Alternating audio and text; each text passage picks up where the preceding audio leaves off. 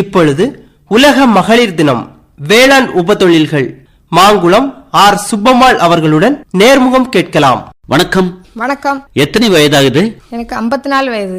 இன்னைக்கு ஒரு முக்கியமான நாள், ரொம்ப சிறப்பான நாள். அதுவும் உங்களமாய் இருக்கக்கூடியவங்களுக்கு ஒரு மகிழ்ச்சி தரக்கூடிய ஒரு நாள். என்ன நாள் சொல்லுங்க பாப்போம். உலக பெண்கள் தினம். இந்த நாள்ல உங்களுக்கு என்ன ஒரு சிறப்பு இருக்கும்னு நினைக்கிறீங்க? எனக்கு கூட வானொலி நிலையத்துல பேசுறதுக்கு வாய்ப்பு கிடைச்சிருக்கு, அது ஒரு பெரிய சந்தோஷம். அப்ப மகளிர் தினம் அப்படிங்கிற அடிப்படையில நீங்க என்ன சொல்றீங்க அப்படின்னா, நான் ஒரு திறம்பட விவசாய பணியில ஈடுபாடு காட்டினதுனால எனக்கு இப்படி ஒரு வாய்ப்பு கிடைச்சிருக்குன்னு பெருமிதமா இருக்கா? ஆமா, ரொம்ப சந்தோஷம். விவசாயம் அப்படிங்கறத தேர்வு செய்யறதுக்கு என்ன காரணம்? விவசாயம்னா கட்டி கொடுக்க முன்னாடியே எங்க வீட்டுல அப்பா விவசாயம் தான், தாத்தா எல்லாருமே விவசாயம், பயிறு, வாழை எல்லாம் போட்டு வடக்க இது பண்ணுவாங்க. அதுக்கு பிறகு இங்க கட்டி கொடுத்த வீட்லயே அதே மாதிரி விவசாயம். அதனால வடக்க அப்படிங்கிறீங்க, புரியலையே. வடக்கன்னா வடக்க பக்கம் சாதா சொல்லுவாங்களே, வடமதி அப்படிம்பாங்க. உங்க சொந்த கிராமம் இந்த கிராமமா? கிராமம் கடுக்கரை இறையபுதூர். கடுக்கரை இறையபுதூர் அப்படின்னு சொல்லும்போது மலையடி வாரம் இல்லையா? ஆமா. அந்த பகுதியில மாடு மேய்க்கிறதுக்கெல்லாம் சின்ன பிள்ளைகள போயிருக்கீங்களா? மாடு உண்டு எங்க வீட்டுல, ஆனா மாடு மேய்க்கிறதுலாம் நாங்க போக மாட்டோம். சரி, மாடு வளர்க்கறதுனால என்ன உபயோகம்? உங்க வீட்டுல பயிர் செய்யறாங்கன்னு வேற சொல்றீங்க, அதுக்கு எந்த விதத்துல உபயோகமா இருக்கும்?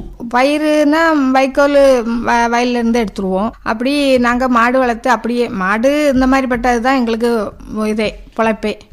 ஆமா. வீட்டுல அப்பா அம்மா வீடு அல்லது ஆட்சி வீடு அப்படின்னு சொல்லும் போது எவ்வளவு மாடுகள் கிடந்தது உத்தேசமா அன்னைக்கு? முன்னாடி எங்க வீட்டுல நிறைய மாடு, ஒரு தொழுவே அப்படி பெரிய வீடு மாதிரி கட்டி, ஒரு தொட்டி, பெரிய தொட்டி, 2 மாடு, சிமெண்ட் தொட்டி பெருசா கட்டி போட்டு, பெரிய காளை மாடு, எருமை மாடு, கிடாவு அப்படி எல்லாம் உண்டு. சக்கடா வண்டி, வில்லு வண்டி எல்லாம் இருந்திருக்கும் உங்களுக்கு? ஆமா, அப்பவும் வில்லு வண்டி எல்லாம் உண்டு. எனக்கு தெரிஞ்சதுல ரொம்ப வில்லு வண்டி நான் பார்த்தது இல்ல. சரி, இந்த காளை வண்டி பார்த்திருக்கேன். ஆமா. சரி, ஆண்கள் வயல் வேலை அந்த மாதிரி போகக்கூடிய ஒரு நிலையில கூடுதலா பெண்கள் தான் மாடுகளை கவனிப்பாங்க அப்படின்னு சொல்றாங்களே, உங்க வீட்டை பொறுத்தளவு, உங்க அம்மா வீட்டை பொறுத்தளவுல எப்படி இருந்தது? எங்க வீட்லயும் எங்க அம்மா தான் நல்ல மாடு எல்லாம் கவனிப்பாங்க. நீங்க கவனிக்க இல்ல? சின்ன பிள்ளை போவோம், கூட மாட ஏதாவது உதவி செய்வோம். என்ன உதவி பண்ணுவீங்க? கூட சாணங்கி வாரி போட, ஒதுக்கி வைக்க, அம்மா இல்லாத நேலுக்கு, இருக்க நேலுக்கு அம்மா பாத்துருவாங்க. ஆமா.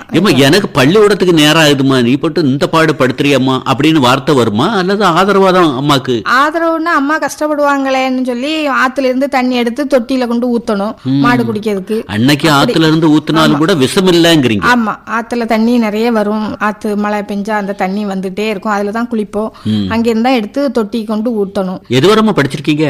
நான் 8 வரை படிச்சிருக்கேன். ஆனா பேச்ச பார்த்தா பள்ளி படிப்பு முடிச்சு கல்லூரி படிப்பு அந்த அளவுக்கு எல்லாம் மாடு வளர்ப்புல அனுபவம் இருக்கும் போது அந்த நாளையில ரொம்ப படிக்க வைக்கிறதுக்கு இது கிடையாது, படிக்க வைக்க மாட்டாங்க. முழுவதும் மாடு வளர்ப்பு தான். ஆமா, மாடு இந்த மாதிரி பயிறு, விவசாயம், ஆடு, கோழிகள்லாம் உண்டா? ஆமா, ஆடு உண்டு, கோழி உண்டு, எல்லாம் உண்டு. சரிம்மா. இந்த நாள்ல உலக பெண்கள் தினம் அப்படிங்கிற இந்த நாள்ல விவசாய பெண்களை தவிர்த்து மற்றவங்களும் இந்த மாதிரியான ஆடு வளர்ப்பு, மாடு வளர்ப்பு, கோழி வளர்ப்புல வந்தா ஒரு செழிப்படைய முடியுமா? எப்படி செழிப்பு அடையலாம்? எல்லாருக்கும் ஆசை இருக்கதான் செய்யும், கஷ்டப்படணும். கொஞ்சம் இல்லாம தன்னால நம்ம வளராது. என்ன கஷ்டப்படணுங்கிறீங்க? தொழுவத்துல மாடை கட்ட போறோம், தண்ணிய வைக்க போறோம். தண்ணிய வச்சாலும் அதை பார்க்கணும், பார்க்கலன்னா கஷ்டம். ஆமா, சும்மா எப்படி வரும், பார்த்தாதான் நடக்கும். வெளியில கிளம்பி எல்லாம் போக முடியாது. மாடு வளர்த்தா, ஆடு வளர்த்து, கோழி வளர்த்து அந்த நேரம் எல்லாம் பார்த்து அதுக்கு பண்ணிக்கிட்டு தான் நம்ம வெளியில கிளம்பி போக முடியும். ஆமா. சரிம்மா, வீட்டிலேயே பசுமாடு வளர்த்து அதுல இருந்து பால் எடுத்து காஃபி அந்த மாதிரி மற்ற உபயோகங்களுக்கு பயன்படுத்துறதையும் வெளியே இருந்து பாக்கெட் பால் வாங்கி இப்ப பயன்படுத்துறாங்க இல்லையா, அதுக்குள்ள வித்தியாசத்தை சொல்லுங்க. பாக்கெட் பால் நாங்களே குடிக்க மாட்டோம். எங்கேயும் போனாக்கா வேண்டாம் பாக்கெட் பால், காப்பியா கண்டுபிடிச்சுங்களா? ஆமா, வேண்டான்றுவோம். நம்ம வீட்டு பால் அப்படியே குடிச்சு பழகி, பாக்கெட் பால் இப்ப அக்கா வீட்டுக்கு, பிள்ளைகள் வீட்டுக்கு, அக்கா பிள்ளைகள் வீட்டுக்கு எல்லாம் போனா பாக்கெட் பால் தான். அங்க பசும்பால் ரொம்ப கிடைக்காதுன்னு பாக்கெட் பால் போடுவாங்க. ஆமா, அது காப்பியே நமக்கு அது பிடிக்காது. அவங்களே பாக்கெட் பால் எல்லாம் குடிக்க மாட்டியே நீ அப்படின்னு தான் கேட்பாங்க. எப்பவாது இத்தனை வருஷத்த மாடு வளர்ப்பு அனுபவத்துல இடைப்பட்ட நேரத்துல மாடுகளே இல்லாம ரொம்ப பரிதவிப்புக்குள்ளாயிருக்கீங்களா, இல்ல மாடு இல்லாம இருந்ததே இல்ல? எங்க வீட்டை பொறுத்தளவுல மாடு இல்லாம இருந்ததே கிடையாது. பால் நாங்க பண்ணையில வாங்கினதே கிடையாது. ஆமா, வீட்டிலேயே தான் மாடு. ஒரு மாடு இல்லைன்னா ஒரு மாடு ஈனிட்டே இருக்கும், அது பால் கறந்துட்டே தான் இருப்போம். பாலுக்கு குறவே கிடையாது. ஆமா. உங்களுக்கு திருமணம் செய்து கொடுக்கறதுக்கு முன்ன மக்கா உனக்கு கல்யாணம் பண்ணி வைக்க போறோம், மாப்பிள்ளை பார்த்திருக்கோம் அப்படின்னு சொல்லும் போது, அவர் ஒரு விவசாயி அப்படின்னு சொல்லும் போது, அதுவும் அந்த வீட்டுல மாடு உண்டு மக்கா, ஆடு உண்டு மக்கா, கோழிகள் உண்டு மக்கா அப்படின்னு சொல்லும் போது உங்க முகம் மகிழ்ச்சியா இருந்ததா? என்னம்மா இவ்வளவு நாள் நான் மாடு வளர்ப்பு, ஆடு வளர்ப்பு, கோழி வளர்ப்புன்னு கஷ்டப்பட்டிருக்கேன், என்ன கொடுக்கறதும் இப்படியா கொடுக்கணும் அப்படின்னு ஒரு எண்ணம் ஏற்பட்டதா? அப்படிலாம் ஒன்றும் இல்லை. ஏன்னா நமக்கு அப்படியே பழகிட்டா வந்த இடத்துலயே அது மாதிரி நமக்கு அப்படி செழிப்பா இருந்தது தோணல. இல்லையா? ஆமா, தோணல. அப்பவுமே வந்து வருஷம் 35-36 வருஷம் ஆகுது கல்யாணம் ஆகி. இன்னும் அந்த இது எங்களுக்கு தோணல. ஆமா, கஷ்டம்னு இது இல்ல. இததான் வச்சு நம்ம பிழைக்கணும் அப்படின்னு உள்ளது.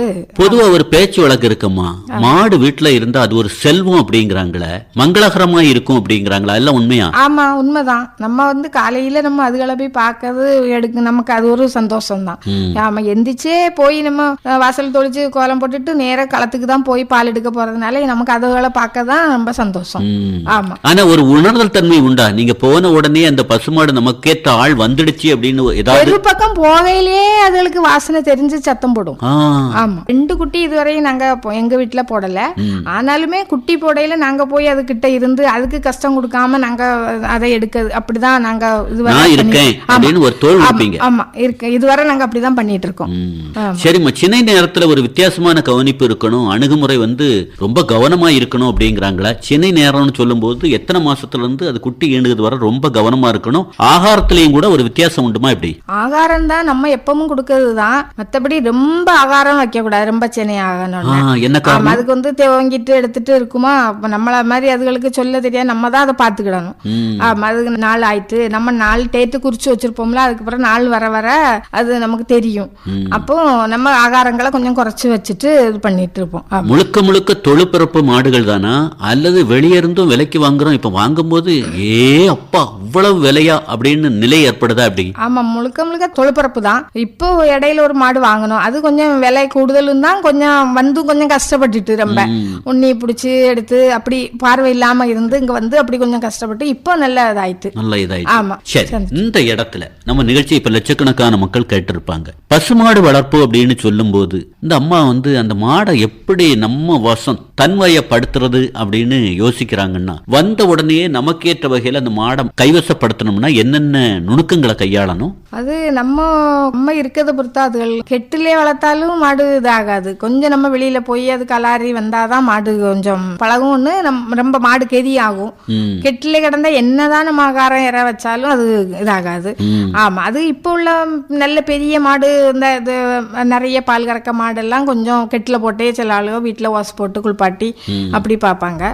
நாங்க எல்லாம் வெளியில கொண்டு போய் குளிப்பாட்டி மேய்ச்சு அப்படி கொண்டு வந்து பழகின மாடுதான், அப்படிதான் வச்சிருக்கோம். ஒரு கை தட்டினா ஓசை கிடைக்காத அந்த அடிப்படையில உங்க வீட்டுல நீங்க தான் கஷ்டப்படுறீங்களா, அல்லது எல்லாருமே சேர்ந்து பாக்குறதுனாலதான்? நாங்க எல்லாரும் பாப்போம். அவங்க குளிப்பாட்ட போனா நானும் கூட போய் பத்திட்டு போய் குளிப்பாட்டுவேன்.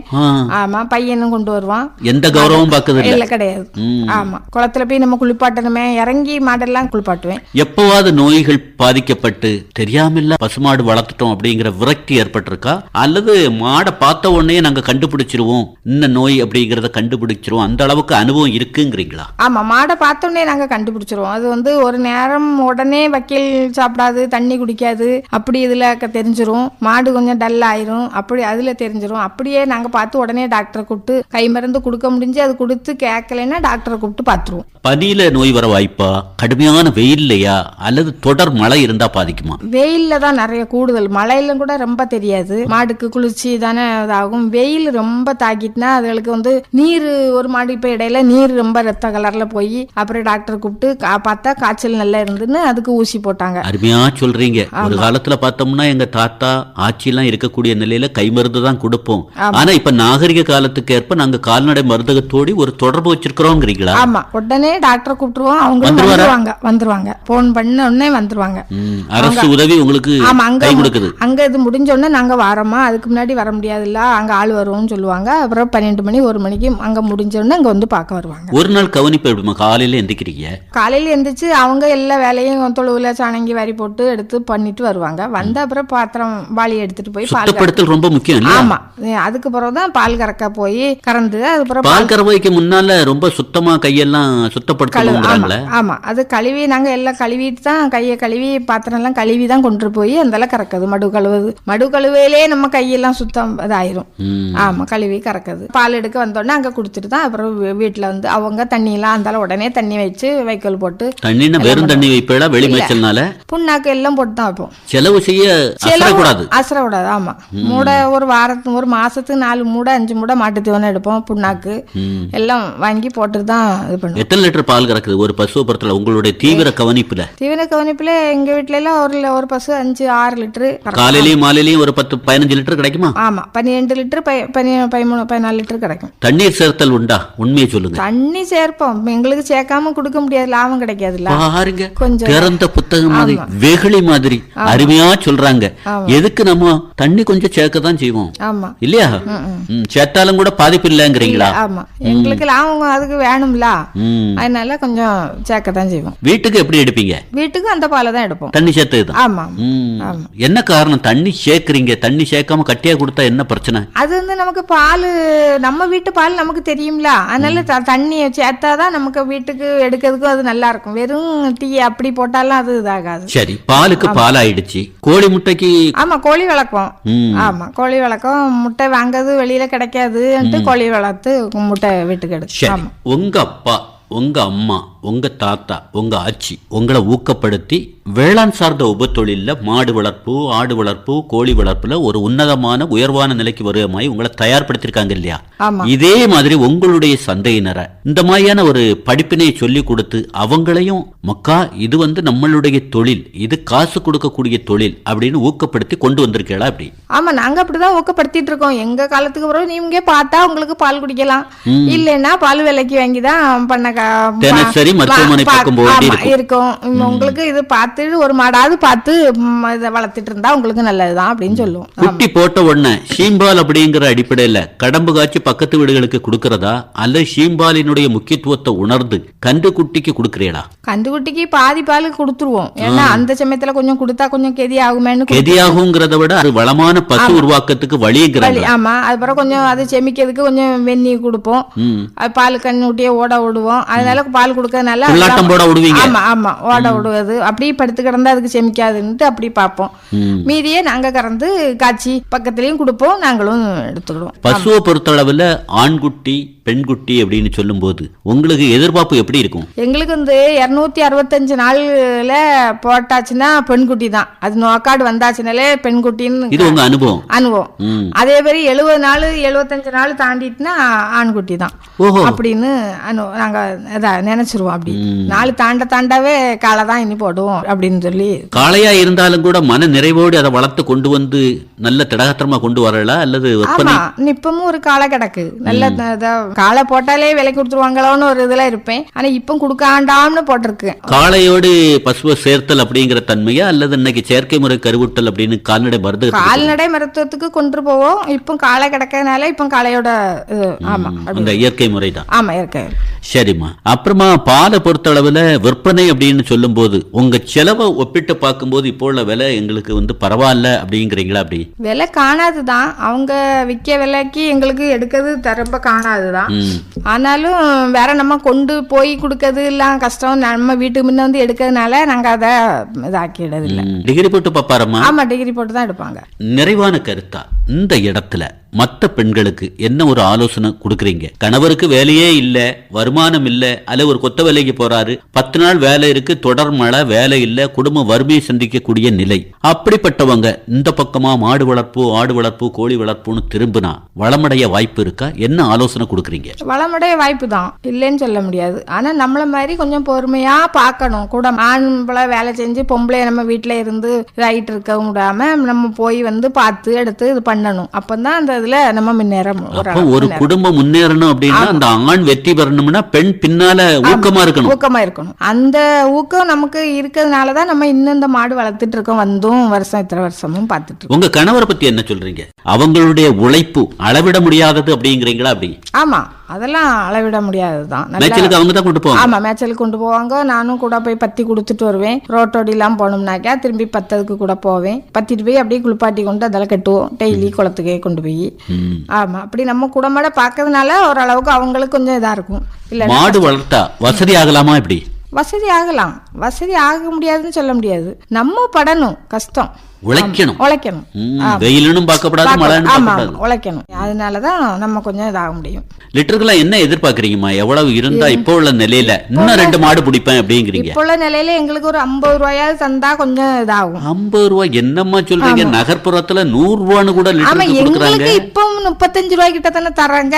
அப்ப மதிப்பு கூட்டல் இல்லையாமா? பாலை வந்து மோராக்குறது, தயிராக்குறது, நெய்யாக்குறது, வெண்ணெயாக்குறது இல்ல, எங்களுக்கு 35 ரூபா வச்சுதான் இப்படி நீங்க தர்றாங்க. இவ்வளவு ஆணித்தரமா, இவ்வளவு அழகா, இவ்வளவு விழிப்பா, இவ்வளவு சுறுசுறுப்பா, இவ்வளவு மகிழ்ச்சியா கருத்து சொல்லக்கூடிய நீங்க பாலாதான் விக்கிறவனுக்கிட்ட கிணத்து தவளை மாதிரி சொல்றீல. இந்த காலத்துல ஏமா மோராக்க கூடாது, தயிராக்க கூடாது, வெண்ணெயாக்க கூடாது, நெய்யாக்க நம்ம கூடாது? இருக்கிறது வந்து கிராமம், ரொம்ப விற்க முடியாது. வெளிய ஊருக்கு போனாதான் அதெல்லாம் கொடுக்க முடியும். நம்ம இப்ப நம்ம இருக்க கிராமத்துல இருக்கிறோடி டவுன்ல இருந்தோம்னா இந்த பால் இது அவ்வளவு பாலும் 50 ரூபா 60 ரூபா வீட்டு வீடா கொடுத்தாலே நமக்கு லாபம் தான். எப்பவாவது பயிற்சியில கலந்துருக்கலாமா? விவசாய சம்பந்தமான பயிற்சி கலந்துக்கணும்னு ஆசைதான், நேரம் கிடையாது எங்களுக்கு. இந்த வேலையே சரியா இருக்கும். ஆமாமா, நானும் கூட பாக்குறேன். மாடு வளர்ப்பாளர்கள் வந்து பிற பணிகள்ல அப்படியே ஈடுபாடே இல்லையே. எப்பவுமே மாடு மாடு மாடு மாடுன்னு இருக்காங்களே, என்ன காரணம்? ஆமா, மாடு நம்ம அதை பார்த்தாதான் முடியும், இல்லைன்னா நம்ம ஒண்ணுமே இது பண்ண முடியாது. ஆமா, காலையிலே நம்ம போய் அதை பார்த்து எடுத்து இது பண்ணா நமக்கும் கொஞ்சம் சந்தோஷமா இருக்கும். இப்ப உங்க பேச்ச பார்க்கும்போது எப்பவாவது மாடு வளர்ப்பா அப்படின்னு யாராவது ஒரு உதாசீனமா சொன்னா கோபம் வரும் போலுக்க உங்களுக்கு? ஆமா, மாடு அடுத்த வீட்டுல மாடை பார்க்காம கிடந்தாலே எங்களுக்கு பார்த்தா கோபம் வந்துரும். இப்படி அவளுக்கு என்னத்துக்கு மாடு, இந்த மாடுகளை என்னத்துக்கு வளர்க்கா, வேண்டாம்னா விற்க வேண்டியதானே அப்படின்னு தான் நினைப்போம். வைக்கோலுக்கெல்லாம் இப்ப என்ன பண்றீங்க? ரொம்ப சிரமம் அப்படிங்கிறாங்க. இப்ப இந்த கெட்டு வந்து டார்பால் வாங்கி போட்டு அதுக்கே ஒரு தொகை, நனைஞ்சிட்டுனா போச்சு, கெட்டு ஒண்ணுக்கு இல்லாம ஆயிரும். அது மாதிரி எடுத்து வச்சுதான் ஆகணும். இப்பவும் 200 கெட்டு வைக்கல் போல எடுத்து எங்க வைக்கல் போக வாங்கியும் வச்சிருக்கோம். மொத்தமா பணத்தை ஒதுக்கணும். ஆமா, அது ஒரு நாள் நம்ம வீட்டுக்கு சாப்பாடு கூட இல்லாம இல்ல, அதுகளுக்கு இருந்து ஆகணும்னு வாங்கி வச்சிருவோம். ஆமா, உங்க அலைபேசி எண் ஒண்ணு சொல்லுங்க பாப்போம். 94 87 05 67 34. உங்க அலைபேசி எண்ணை நான் கூட ஒருக்க சொல்லலாம் அப்படின்னு நினைக்கிறேன். 9487 0567 34. இன்னும் ஒரு தடவை கூட சொல்லலாம்னு நினைக்கிறேன். 9487 0567 34. இந்த அலைபேசி வாயிலா மகளிர் தினத்தை ஒட்டி இந்த நிகழ்ச்சி ஒலிபரப்பாகுதுனால நிகழ்ச்சியை ஆர்வமா கேட்கக்கூடிய இளம் பெண்கள் அலைபேசி வாயிலா தொடர்பு கொண்டு மாடு வளர்ப்பு சம்பந்தமா ஏதாவது சந்தேகம் கேட்டா அழகா பதில் சொல்லி கொடுப்பேளா? எப்படி? ஆமா, பதில் சொல்லி கொடுப்பீங்க. ஆமா, அருமையான கருத்தை பிரதிபலிச்சிருக்கீங்க. உங்களுக்கு குமரி பண்பலை சார்பாக மனமார்ந்த நன்றி. நன்றி. இதுவரை மாங்குளம் ஆர் சுப்பம்மாள் அவர்கள் பங்கேற்ற உலக மகளிர் தினம் வேளாண் உபதொழில்கள் குறித்த நேர்முகம் கேட்டீர்கள். உடன் உரையாடியவர் தேரூர் எஸ். சிவசுப்பிரமணியன்.